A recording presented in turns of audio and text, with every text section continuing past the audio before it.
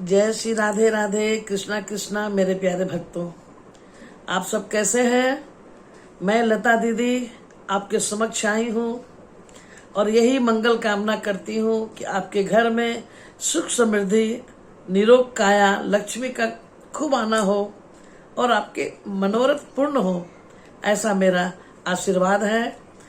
और जो हमसे पहले जुड़े हैं उनके तो प्यार भरा श्री राधे राधे, और जो हमसे जुड़ेंगे उनके लिए रिक्वेस्ट है कि हमारा बेल आइकन बजाकर आप हमसे जुड़ जाएं, ताकि हमारा नोटिफिकेशन वीडियो का आपके पास पहले चला जाए और आप वीडियो को देख सके।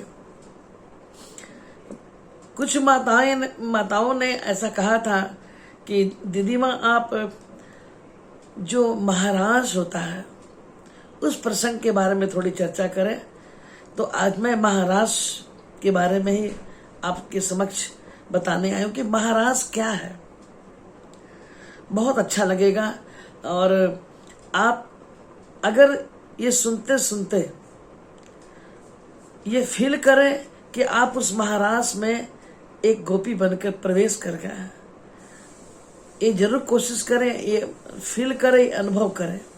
तो वीडियो को अंत तक जरूर देखें। ये महाराज का समय कैसे तय हुआ? जो गोपियां हैं वो सभी भगवान कृष्ण को पति स्वरूप में मानती हैं और माँ कात्यायनी की पूजा करती हैं। कात्यायनी माँ दुर्गा का ही स्वरूप है। तो प्रातः काल सवेरे उठती हैं और स्नान करके बालू से माँ कात्यायनी को बनाती हैं और अंत में देवी खुश होती हैं। मैं संक्षिप्त में बता रही हूँ। और कात्यायनी माँ कहती हैं कि जो तुम्हारी मनोरथ पूर्ण होगी। और ये सब उसी वक्त की लीला है जब भगवान ने चीर चुराई, यानी कपड़े चुराए। भगवान के हर लीला में कुछ न कुछ संदेश छिपा है। यहाँ पर भगवान ने कपड़े चुराने के इसलिए चुराए थे क्योंकि कात्यायनी माँ का पूजा करने के लिए प्रातः काल स्नान करती थी और नग्न ही स्नान करती थी।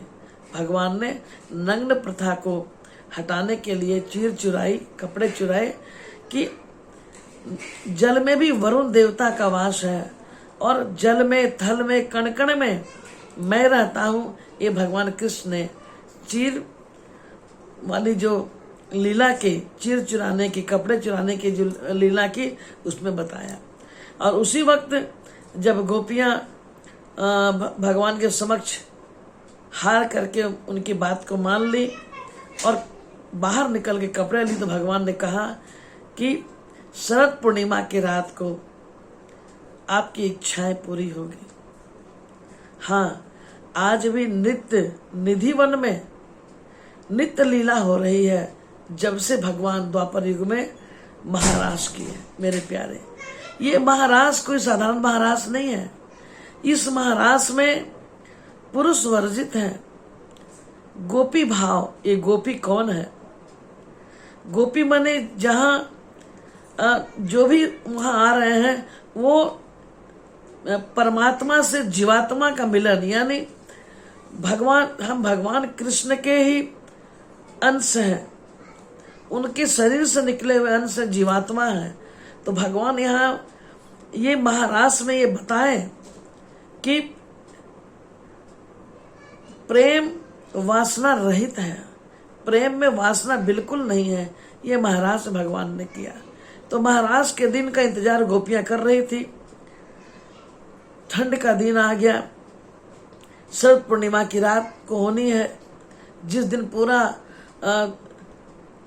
आप देखेंगे कि पूरा दूधिया वातावरण होता है, चारों तरफ अंधेरा तनिक भी नहीं होता है और जैसा लगता है कि पूरा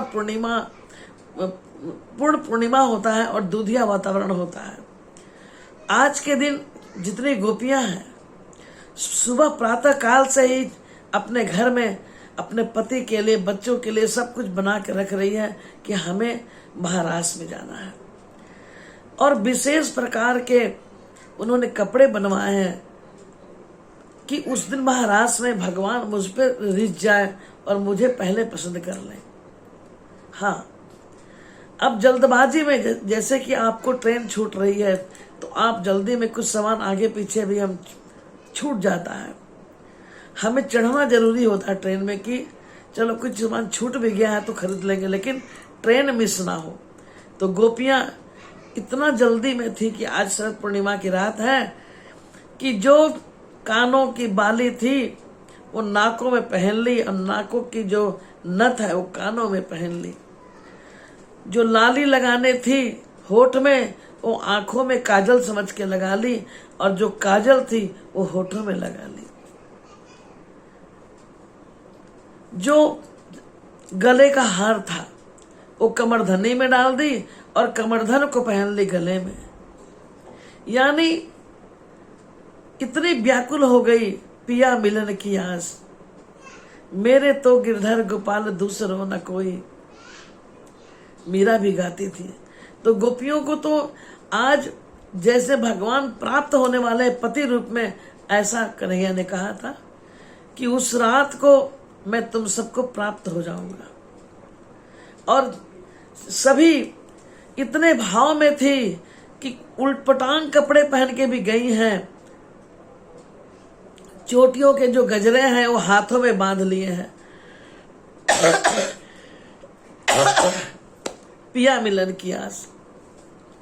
और जब महाराज में प्रवेश किए हैं गोपियां, तो हर दो गोपियों के बीच में एक कृष्ण है, और कृष्ण है भगवान को पान बड़ा पसंद है।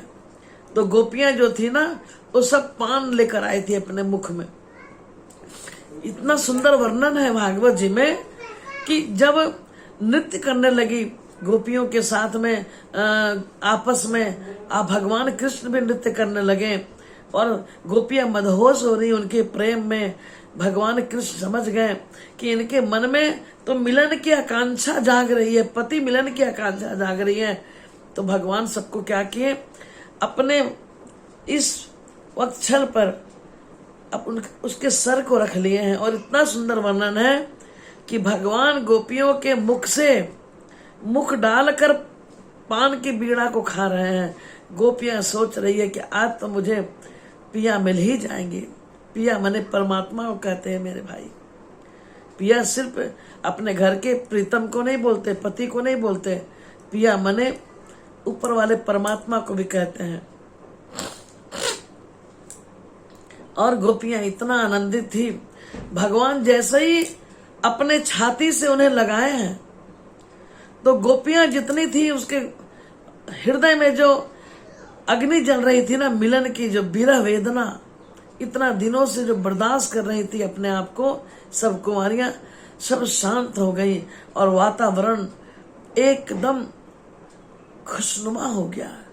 जैसे एक पिन भी गिर जाए तो आवाज हो जाए।